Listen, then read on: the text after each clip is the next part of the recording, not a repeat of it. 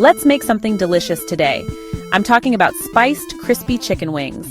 The kind you dream about at midnight, flavor-packed, juicy, with perfect crunch. All right, here's what you'll need.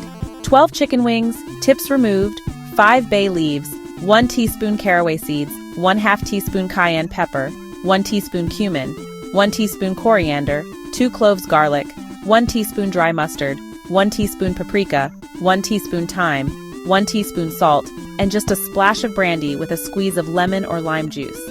All stuff you can actually pronounce. Step 1. Defat the wings. This sounds fancy, but it's simple. Grab your wings, toss them in a pot of water, and boil for 10 minutes. This gets rid of some of that fat and gives you crispy skin later. Drain them and let them cool off. Preheat your oven to 375 degrees Fahrenheit. Give it some love. Let it get nice and hot while you prep the magic. Now it's spice paste time. Get a mortar and pestle, or just a bowl and the bottom of a glass. Toss in those crumbled bay leaves, 1 teaspoon caraway seeds, 1/2 teaspoon cayenne pepper, 1 teaspoon cumin, 1 teaspoon coriander, 2 cloves chopped garlic, 1 teaspoon dry mustard, 1 teaspoon paprika, 1 teaspoon thyme, and 1 teaspoon salt. Grind it up. You want a rustic, fragrant blend that smells like flavor fireworks. Next, stir in your liquids, 2 tablespoons of brandy, 2 tablespoons of lemon or lime juice. Mix until you get a thick, vibrant paste. This is where the flavor lives, so don't hold back. Take each wing and brush both sides with your spice paste.